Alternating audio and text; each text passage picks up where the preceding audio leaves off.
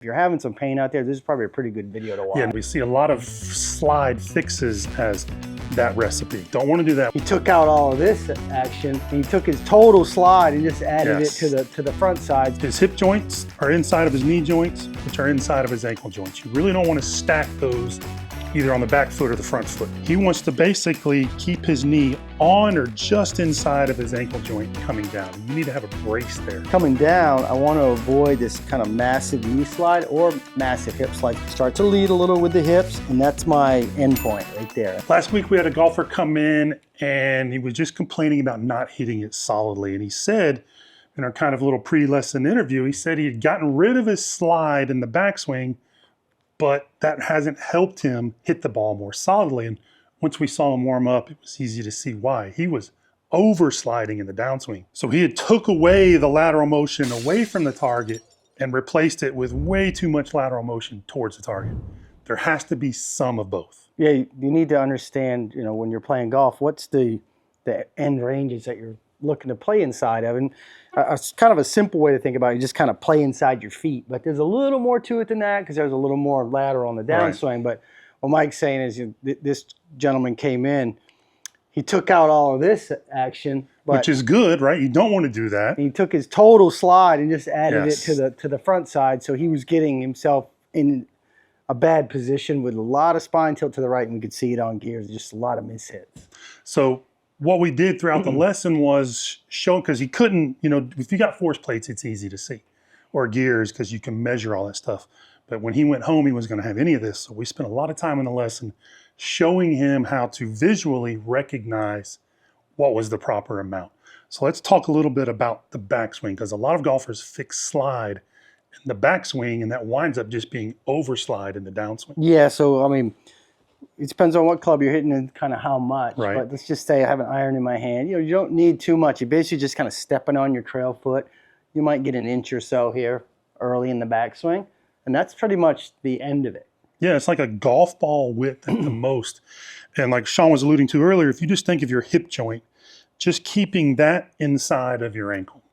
When the hip gets outside or even over top of the ankle for most people, that's too much, too hard to recover from. And it can be deceptive. So because you have to understand, the more you turn the pelvis, it kind of narrows up. Right. So you could slide, and we see this a lot. If you're looking at your swing on a video from face on, and you have lots of pelvis turn, you can still overslide away from the target, and it still kind of look visually okay, because you don't realize that turn pelvis, you could shift 2-3 inches and still look like you're in a good spot. That's why you have to really pay attention to the details on this. That's exactly right. So backswing wise, I don't want to take this hip and just slide forward like that. We see a lot of slide fixes as that recipe. Yes. Don't want to do that. We want to allow the belt buckle to come over to the right side without the right side going past the ankle. Yeah, it's kind of learning, we've said this before, is like internally rotating into this trail hip without, like a lot of golfers are kind of, we call it kind of banging the hip over, and it slams. Like ringing the bell. It's that little bell swinging and banging off the side of the, inside of the right side of the bell. And a lot of you out there are probably having pain.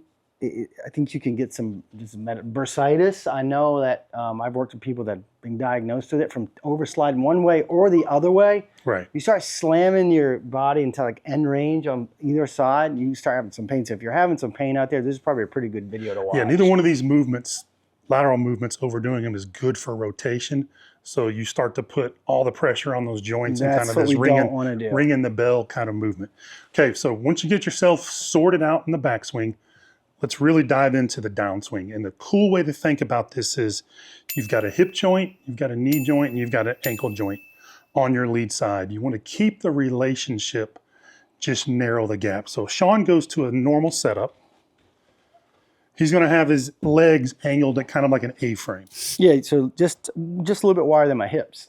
Yeah, right. So his hip joints are inside of his knee joints, which are inside of his ankle joints. You really don't want to stack those either on the back foot or the front foot. Yeah, more of a short game setup. So at setup, he's got that relationship. Now, as he progresses through the swing, he wants to basically keep his knee on or just inside of his ankle joint coming down. And you need to have a brace there. Yeah. Going forward with the momentum. Yeah, so, backswing, pretty much at the top of the swing. I've got my recentering. I'm in the middle, basically. Mm-hmm. Coming down, I want to avoid this kind of massive knee slide or massive hip slide. So the feeling that we like to give golfers is that once you get here and you're getting ready to change direction, your hips, the center of your hips is kind of back in the middle. Your hips are turned at this point. I'm feeling like that's the end of the forward motion with my lead side. I'm just letting my right side come towards the left. Yep. With a fairly stable left leg, and then I can internally rotate into the lead hip. That's exactly right. That's the key point. The things that will undo this for you is if, again, you go to the top where my knee is inside my hip. Mm-hmm. Now I've got really nothing that kind of stops me when I add momentum to that, and I'll slide out past it. Yeah, it's this spinning hip, we would call it, where you're just spinning around your ankles, and a lot of you look like this, so this knee kicks in a lot. Because it's anti-slide away. You're actually in a spot where it can cause you to overslide and get really stuck because you don't have this motion where when you've talked about it, we've started to look at this a lot, the distance between the knee and the center of the pelvis, you don't want to squeeze those as you're coming down. Right. Basically, you're blocked, and it's going to cause you to overslide instead of this nice natural leg kind of getting in a position where you can turn into the leg, and then that allows the club face and the club to release. We're going to talk about this more in following videos. That is the most common stuck in the golf swing. If you can't get open, look at that. You hear stuck in the swing and thinking about trail arm and club, we see more stuck swings because of what this femur does than anything else in the swing. Yeah. So that's essentially what Sean just showed you is getting stuck for pivot. You see early extension happen from all that. You see lack of rotation. You see too much slide. So that's the first place to look. Yeah, and this is just a detail from looking at a million golf swings. I notice it a lot with golfers that once they kind of get turned and get this, let's say the leg's positioned pretty good at the top. If you over pull like that way with your foot, you might see your foot twist a little funny. That's that motion where you're pulling in the ground in a way with your foot that's causing more of that instead of like letting this knee and the hip kind of turn together a little bit so you can get to a point where you are braced into that. We're going to cover this in detail in a future video, but you're exactly right. Watch out for that. So a good way to do this is to grab, we've got our plain board cushion here, is just to grab, I'm going to have Sean stand on a straight left leg so we can know where to put this. I'm going to do it actually the low side. Okay, so put your knee right over your ankle. So that's straight right there. Perfect. Yeah, so you can't really do it. Yeah, you have to kind of like prop yourself up. Okay. That would be straight, right? Right there? Yep. Okay, now go to your golf stance. Yep. So we've got a space built in now between his knee and the cushion. We've used trash cans, we've used Amazon boxes, we've used anything just to give you a feedback device. Okay, so set up to it. Yeah. So that's going to be Sean's wall. He can play to the wall, but we don't want him banging into the wall with either the knee or the hip. Yeah, so backswing, I'm turning away from this leg, which we talked about, kind of 50-50 here. Yep. Pelvis in the middle, and then coming down, I'm letting this leg start to lead a little with the hips, and that's my end point right there. And when I do that, I can feel how I'm winding into this hip now, and I get that internal rotation of the lead hip, which causes the pelvis to decelerate, and then the club can speed up, basically. Now, a lot of you have played, we'll call them high lateral movement sports, like basketball for me, infield for baseball for Sean. When I do this, it feels like there is zero lateral movement in the downswing. Big time. Right? Just because lateral movement just came so naturally for so many years. Don't be surprised if you don't feel like you're moving laterally by moving laterally the right amount. And something that you have to watch out for too, and I'm guilty of this because it's been preached so hard over the years, is overly kind of banking this back foot in.